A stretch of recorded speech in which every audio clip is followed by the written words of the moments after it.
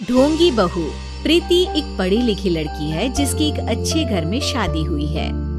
प्रीति का पति राहुल एक मल्टीनेशनल कंपनी का मैनेजर है जो आधे महीने विदेश में ही रहता और छोड़ जाता है अपने मम्मी पापा को प्रीति के भरोसे, जिससे इस देश को सुधारने की चुल ने परेशान कर रखा है।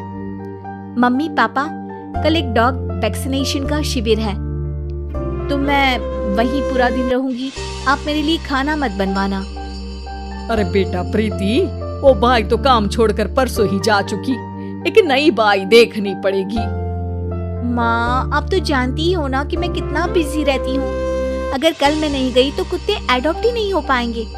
देखिए, हम इंसान तो बोलकर अपनी तकलीफों को बता सकते हैं, लेकिन वो बेचारे, उन्हें हमारी ज्यादा जरूरत है मम्मी। अरे बोल के भी हम क्या हासिल कर पा रहे हैं। अब ठीक है बेटा, तू जा, मैं खाना बना लूंगी। ऐसा पहली बार नहीं हो रहा था। देश भर में जितने एनजीओज हैं, चाहे वो स्टूडेंट्स के अधिकार के लिए हो या गरीबों में खाना बांटने का काम हो, प्रीति सबसे जुड़ी हुई थी। रोज कहीं बाहर ही रहती थी, एक शिविर में नहीं तो दूसरे में, और छोड़ जाती थी अपने सास ससुर को उनके खुद के भरोसे।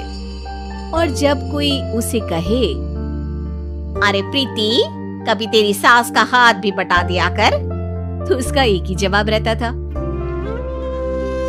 देखो, हम लोगों को तो सब कुछ घर बैठे मिल जाता है। अगर आज मैं इस शिविर में नहीं गई तो पता नहीं कितने लोग सड़क पर आ जाएंगे। प्रीति को समझाना संभव ही नहीं था और ये बात उसके सास ससुर भी मान चुके थे।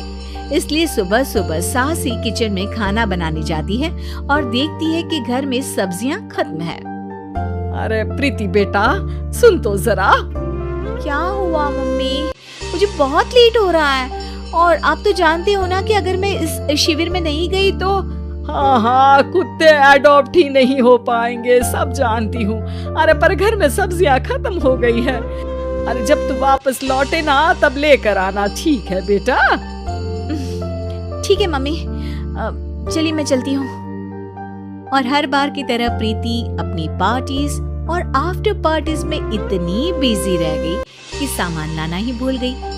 बात केवल सब्जियों की नहीं थी, लेकिन प्रीति हर रोज किसी नए शिविर में निकल जाती थी अपने सास ससुर को अकेला छोड़कर। एक हफ्ते बाद प्रीति के ससुर जी के हाथ में दर्द होने लगा। अरे बेटा प्रीति, पापा जी के हाथ में बहुत दर्द हो रहा है, आज इनको डॉक्टर के पास लेकर जाना पड़ेगा।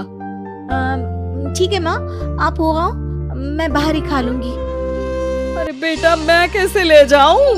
ये काम तो हमेशा राहुल ही करता था और मुझे तो डर है कि कुछ ज्यादा बड़ी बीमारी ना हो जाए।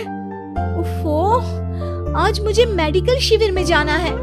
बेचारे बड़े बुजुर्ग जिनके अपने फैमिली वाले उनका ध्यान नहीं रखते, उनका पूरा मेडिकल चेकअप होगा। अगर मैं नहीं गई तो आप तो जानते ही हो, उनका चेकअप नहीं हो पाएगा। और हाँ बेटा, तू जा, मैं कुछ ना कुछ कर लूंगी। प्रीति के सास और ससुर दोनों ही काफी समय से प्रीति को समझाना चाह रहे थे कि उन्हें भी मदद की जरूरत है, लेकिन अब तो पानी सर के ऊपर जा चुका था। उधर प्रीति शिविर में पहुंचकर सबसे मिल रही थी। काफी भीड़ थी और प्रीति इंस्टाग्राम पर फोटोज अपडेट करे जा रही थी। तभी प्रीति की दोस्त रीना उसके पास दौड़ती हुई आती है। अरे प्रीति, जल्दी चल। अरे क्यों, क्या हुआ? अरे तू अभी सवाल मत पूछ और चल मेरे साथ। प्रीति रीना के साथ जाती है तो देखती है कि गरीब बुजुर्गों की लाइन में प्रीति के सास ससुर भी खड़े हैं। प्रीति को समझ में नहीं आता कि ये क्या चल रहा है। उसके ऑर्गेनाइजेशन में सबकी नजर उसके सास ससुर पर थी और प्रीति को लगा कि बात उसकी इज्जत पर आ गई है।